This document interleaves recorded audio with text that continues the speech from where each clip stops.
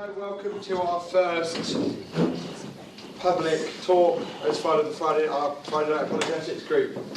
Got our guest speaker in, is Peter Williams. Do you just want to explain a bit about yourself, what you do day to day? Sure, yeah, okay. Well, I'm a Christian philosopher, so I studied philosophy at various universities for a while, and then I did student work in Leicester for a while, and then I moved down to the south coast to Southampton, where I now live, where I work alongside a Christian educational charity who are based there, under whose auspices I travel around the country doing philosophy and ethics conferences with sixth form students under the sort of general curriculum requirements, and I also do talking at churches and Christian unions and so on these kind of apologetical, philosophical issues, and writing and taking whatever opportunities I can to be involved in the intellectual defence of Christianity.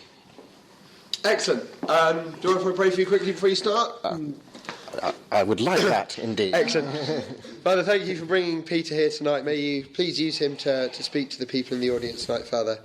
We thank you and praise you for the gifts you've given him, Father, and the way that he's using them to serve you. Amen. Amen.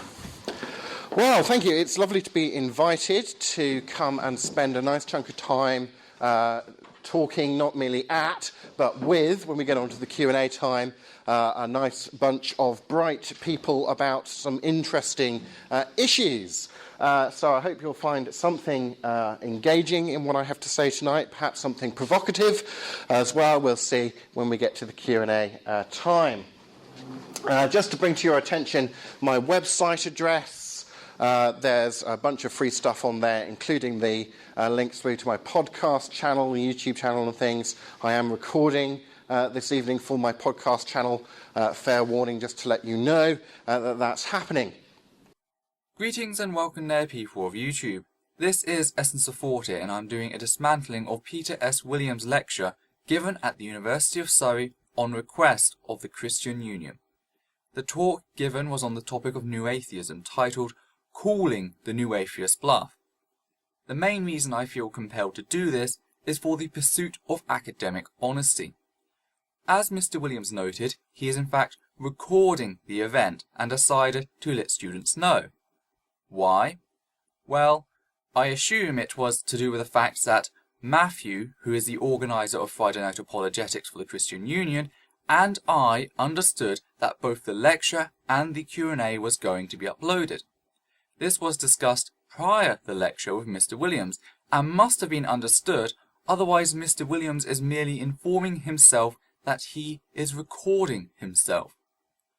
On top of this, I must acknowledge the fact that I in no way speak for any of the sources, people or organisations mentioned throughout the series. I am a one-man operation. These are my personal critiques of Mr. Williams' work and does not necessarily reflect all of the positions held by other individuals who share various categorical associations with me. So with that factor explained, let us continue. So, I'm going to look at a number of points at which I would want to pull up the New Atheism for being wrong about various things, sometimes in a rather catastrophic manner, and we'll work our way through this list, where I'm going to try and indicate why I think the New Atheists are wrong about faith, about scientism, about freedom and responsibility, about morality, about materialism, about the Gospels, and about Jesus. I was asked a question over dinner earlier, how I would define the new atheism and where this sort of phraseology comes from. Today we sort of speak about the new atheists or neo-atheists, and that seems to then draw a contrast between that group of atheists and other groups of atheists who we will call classical atheists, perhaps.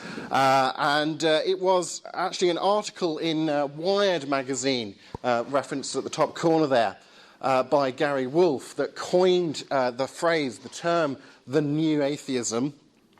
But this group of mainly American and English, although some European writers have then self-appropriated that term. So, for example, the physicist Victor Stenger published a book called The New Atheism. So they've adopted this term that was coined for them by the agnostic writer Gary Wolfe, who defined them in this article in Wired magazine in this way. He said, the new atheists condemn not just belief in God, but respect for belief in God. In their opinion, religion is not only wrong, it's evil. So this is the kind of atheism that not only says belief in God or religious beliefs are an intellectually mistaken position for you to hold, but that it is a bad thing for you and me and society as a whole, and we should try and keep atheism out of the public square, and we should try and deconvert as many people as possible. Some people refer to it as a sort of evangelistic atheism, as it were. Actually, I would class it as more trying to get people to realise their double standards in modern society. We may look at ourselves as rational human beings that have constructed a vast society reliant upon our scientific knowledge and our understanding of the universe and how it operates. Most people, in most situations, would react critically to claims with seemingly extraordinary content. Most people would describe themselves as somewhat sceptical, and many are for the majority of their interactions.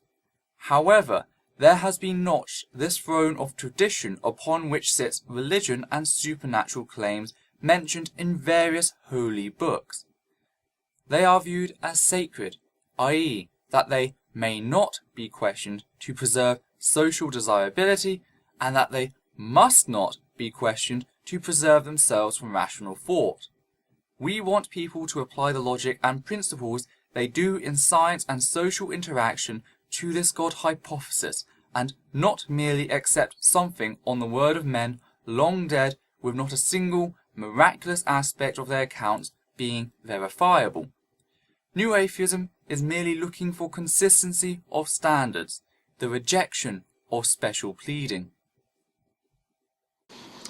Let's give you a little formula for new atheism. I think this is really at the core of new atheism. Now, you don't have to be a materialist or a naturalist in order to be an atheist, but in our culture most are, and certainly the new atheists subscribe to a materialistic worldview in terms of their understanding of what's real, or what a philosopher would call ontology. They are materialists, metaphysical naturalists. They marry their materialism to a belief in scientism. Now, let me be very clear that I do not mean science, but scientism, and by scientism I mean a particular theory of knowledge. So moving on from their ontology, this is now their epistemology, a long fancy Greek philosophical way of saying how do we know stuff. Their theory of how we know stuff is that you know stuff through scientific methods, i.e. basically it comes down to your five senses. Marry that to a sort of moral crusade against religion, and you get the new atheism. So very briefly, what is materialism, naturalism? It is, of course, the majority worldview of Western academia, at least since sometime in the early to mid-20th century. If I were to define it in the way that the new atheists tend to talk about religious matters, just to put my tongue in cheek momentarily, I might call materialism a philosophy made up by a bunch of pre-scientific ancient Greeks and accepted by about 2% of people. Of course, this is an attempted parody of the following. The Bible is a collection of fairy tales spoken and passed down by illiterate goat herders back in the Bronze Age and written down later on in history. Difference is, the Bible has yet to yield results, unlike the materialist perspective. I'd take a solid philosophy over fairy tales any day. Yet even then, most people would associate with naturalist rather than materialist. Guess it depends on how we define material. Julian Baggini defines it as a belief that there's only the natural world and not any supernatural one. Pretty straightforward. Or Alex Rosenberg, who's a new atheist, says physics is a causally closed and causally complete.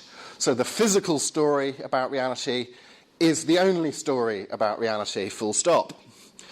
For the new atheists, reality is an uncreated, closed, impersonal, and non-intentional physical system, full stop. As Rosenberg puts it in his book, The Atheist's Guide to Reality, he says, is there a God? No. What is the nature of reality? What physics says it is. What is the purpose of the universe? There is none. What is the meaning of life? Ditto. Why am I here? Just dumb luck. Is there a soul? Is it immortal? Are you kidding? Is there free will? Not a chance. What happens when we die? Everything pretty much goes on as before, except us. What is the difference between right and wrong, good and bad? There is no moral difference between them.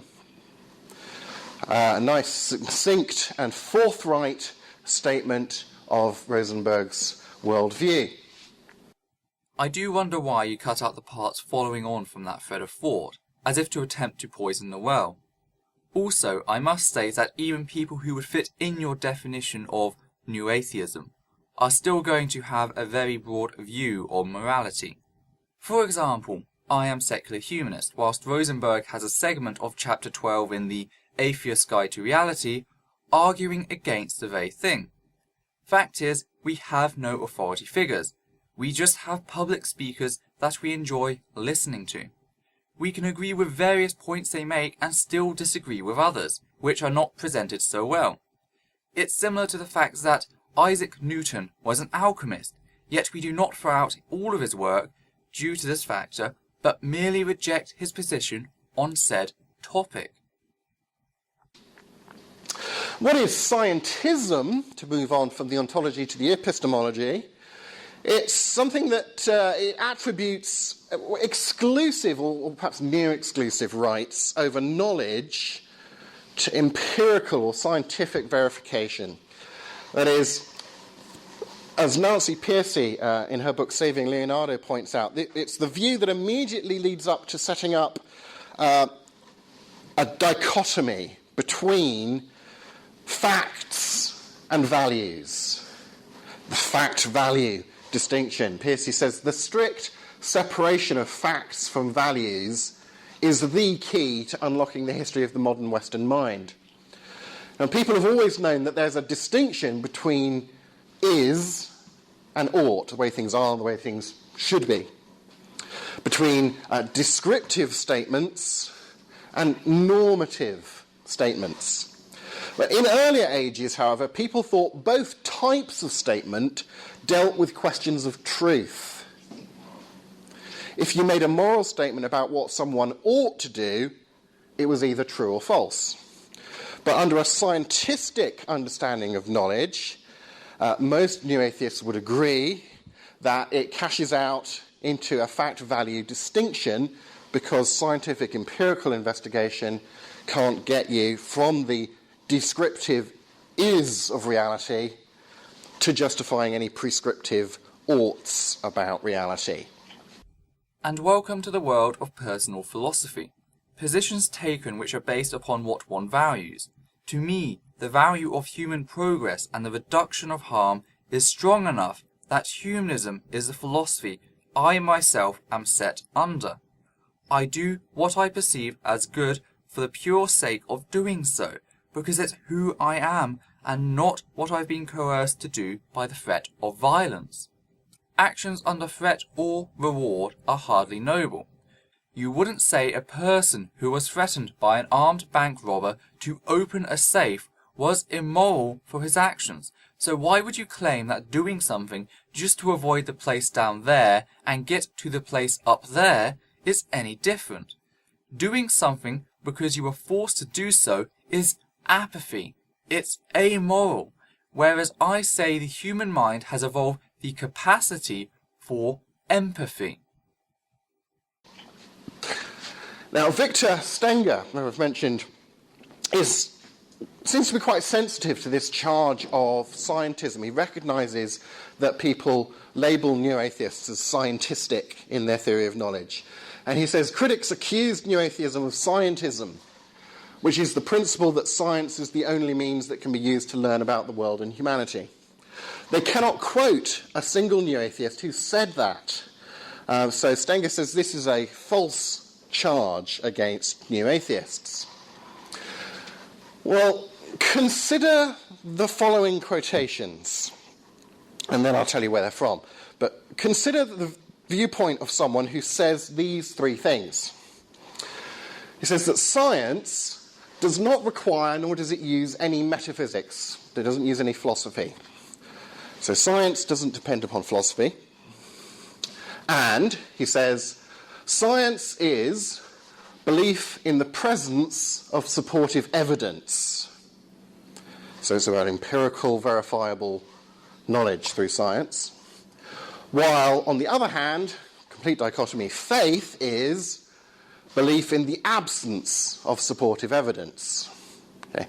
Now, I don't know about you, but it seems to me that someone who holds those views clearly has a scientistic theory of knowledge. They're saying science is about empirical evidence that helps us know stuff, and science has nothing to do with philosophy, and that's completely distinct from faith, which is all about blind faith. Seems like scientism. Also, all of these quotes are from Victor J. Stenger in his book, The New Atheism. So Stenger is sensitive to the charge of scientism, says you can't quote any new atheist as being scientistic, and yet you can quote Victor J. Stenger as being scientistic. This was the first point of the lecture that really struck me, not as based upon a poor premise, but the very fact that it seems an underhanded play, and here is why. In the first quote, Stenger says that science is not the only means of studying the world and humanity. Then in the quotes you mentioned, he goes on to define science. In no way does he define science as merely being the only thing capable of learning how the world or humanity works. Therefore, merely defining one of the terms is not on par with saying that it is the only factor involved. I then looked up the quote and read the rest of the paragraph, which reads on from what Mr. Williams says with the following. We fully recognize the value of and participate in other realms of thought and activity such as art, music, literature, poetry, and moral philosophy. At the same time, where observed phenomena are at issue, we insist that the scientific method has a proper role. This includes questions of the supernatural and the existence of any God who actively engages in the affairs of the universe. Honest academic discussion will never be found in clipping your opponent's speech to give a false position to which then you can attack more easily. This is what we regard as a strawman fallacy, this time where you are presenting your opponent's position as a more superficial one than it actually is. Or Alex Rosenberg, when he says, we trust science as the only way to acquire knowledge. That is why we are so confident about atheism. Or Peter Atkins, who says, the scientific method is the only means of discovering the nature of reality, the only way of acquiring reliable knowledge. But what are their definitions of knowledge? That is the problem. If knowledge is merely the basis of how things are, i.e. the nature of reality, then surely that is strictly an is factor. But you have just pushed aside the ought aspect, which is an integral part of human nature. Remember what Stenger says about the arts and moral philosophy. Your misquote has the full effect of breaking down your own argument for me without much effort. Or Richard Dawkins, who divides all beliefs into one of two categories. On the one hand, there is what he calls proper evidence-based belief. He says the only good reason to believe that something exists is if there's real evidence that it does. Ultimately, it always comes back to our senses, one way or another. And on the other hand, he says there is blind faith. Faith is, definition, believing in something where there literally isn't a scrap of evidence. If there were a scrap of evidence, then it wouldn't be faith, by definition. And tell me, in those quotes, where do you locate the word science, as it seems to be rather vacant to me? Instead, he simply said that the only reason to believe in the existence of something is through evidence. On top of this, Dawkins has opened the gates to pointing out a major gap in your knowledge. Whilst we do rely on empirical evidence, the majority of us are not solid empiricists, but in fact evidentialists. We may take evidence of that which we have observed and our understandings of the laws of nature, and from these develop models and theories of science. This is the way in which forensic science is done. Forensic science in this case referring to any scientific study of past events. Then there are just times that we lack the capability to measure what is currently going on directly. For example, the temperature of the stars. We use evidence and models derived from knowledge that we have observed, knowledge that we do know about fusion, about energy output, etc., and try to cover the gaps in our knowledge, to go where no man could go. Returning to the forensic aspect of things, let us look at the JF Kennedy assassination. One of the areas of controversy around the JFK shooting, which conspiracy nuts love to scream about, was the way that Kennedy's head jerked when he was hit by the bullet. As the bullet enters the back of the head and exits via the front, his head moves backwards. This seems to defy the logic of motion. At first we would expect the head to fly forwards with the bullet. This has led to conspiracy nuts crying out, "A second gunman."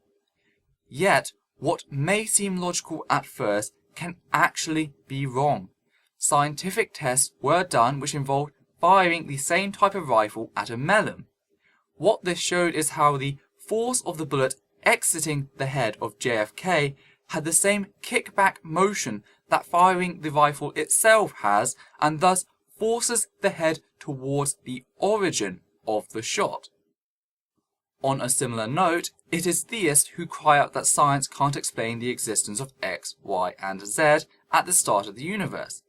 Again, rather than just believe their wild assertions, we try to replicate conditions. This is partially what the Hadron Collider is used for, to replicate conditions of past events, just like firing at the melon in the Kennedy investigation. With each advance we make, we find that you do not need to add in non-existent participants, whether they be a second shooter or God. This is the only way I am disappointed at Dawkins. Rather than titling his book The God Delusion, it would have been more apt to call it The God Conspiracy. So thank you for watching. This is the end of the first segment of the series, and I hope you guys have enjoyed watching. Don't forget to like, comment and subscribe if you already haven't. This is Essence of Thought. Out.